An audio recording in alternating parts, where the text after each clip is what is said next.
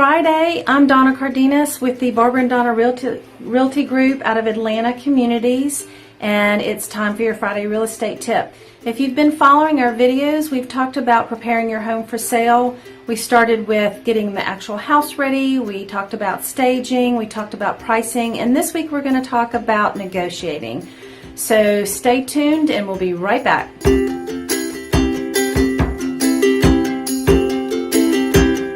Welcome back. Thanks for sticking around. Today our topic is on negotiating the contract that you've hopefully just received.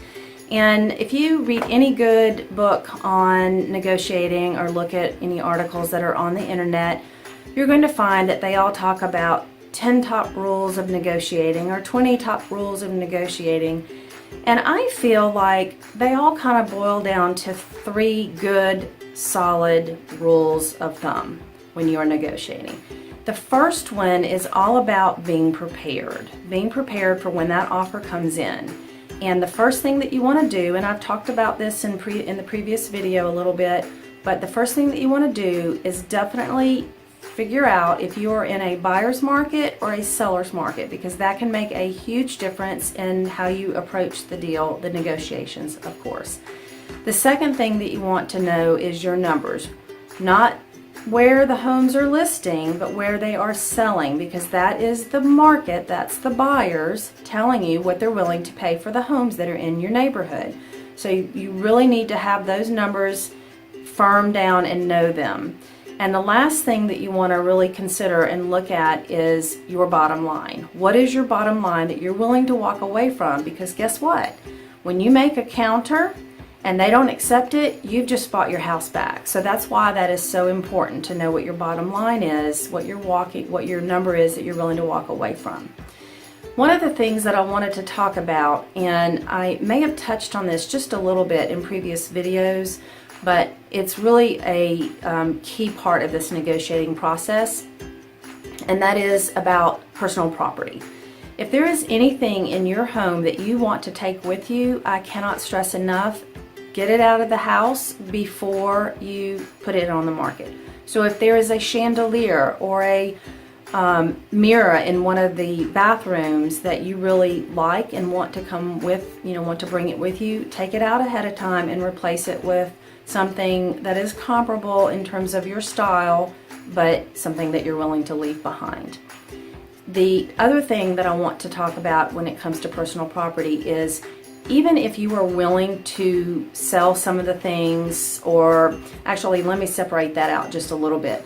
If there are some things that you're willing to leave behind, like the refrigerator or the washer and dryer, and it doesn't really matter whether you take it or leave it, then one thing that you really need to think about is how to handle that with the negotiations. So if you know for sure that you do not want to bring it with you, then go ahead and add that in up front in your marketing, and your home is being sold. Let's say you really know that you're going to leave the refrigerator behind. Make that part of your marketing and sell it as part of the house.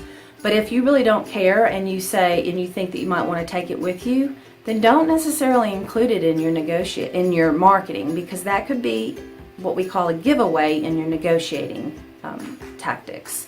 So think about that.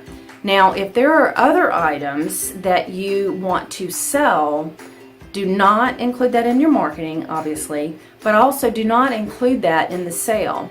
And if you get a contract where they are asking for certain items and you don't want that to be a part of your contract where you negotiate them, but you actually want to sell them outright, like furniture, for example, then take that out of your negotiations and just tell them simply, hey, let's go ahead and negotiate the sale of the property, and I'm willing to sell those items to you, but we'll do it after we finish, because they can really get bottled up in the negotiations and make things a little messy. So just separate them out and save those for later. Now, the second rule of negotiating is find out what's important to them, because that will be a good tool that you can use when you're negotiating. You want to find out, is it all about the money? Is this, at the top of their price line, and money really is truly important to them? Is it about the timing? Like, when do they need to be in, sooner rather than later? And how does that coincide with when you need to be out? And then another option to consider is your things. Now, I just finished saying take the personal property out, but if there's some items in there that they have asked about and you don't care if they stay in the home and go with the sale, then those could be some items that you could leave behind and consider, like I said before, giveaways. So those are some things to think about, and they're very important questions to ask when you get that offer, is finding out what aspect of the contract is important to them. And lastly, the third rule, which is really important, is about the law of reciprocity. Everybody wants to feel like they have gotten a good deal. Everybody wants to feel like they have won. So when you are negotiating, it doesn't have to be all anger and frustration and about, railroading somebody. It truly can be a win-win and close the deal on a happy note where everybody truly does get exactly what they wanted. That is possible.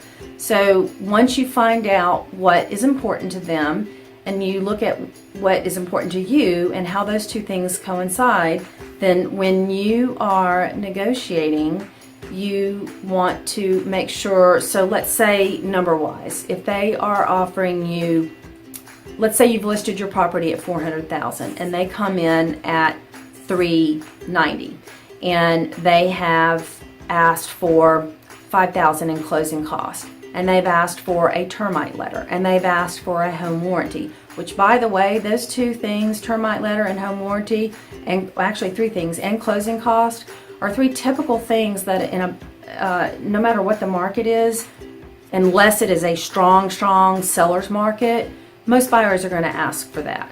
And even in some cases in a seller's market, if there's not going to be a multiple offer situation, you may still find that they're asking for some of those things, but maybe they've offered more than ask price. So those are things that I wouldn't necessarily shy away from. But when you are negotiating, if price is not so much important to them, but some of the other items are, and price is obviously going to be important to you, then let them, come back with a counter where you are giving them one or two of the other items and stay fast on your price. If they, even like I said, going back to if it is a seller's market and they've asked for closing costs, it doesn't mean that you can't say no to the closing cost. If you feel like you're not going to have a problem with your appraisal, then go ahead and counter above your ask price and include those closing costs, or give them some of the closing cost. It really just, you have to go back to the market. What does the market look like, and consider those when you're countering.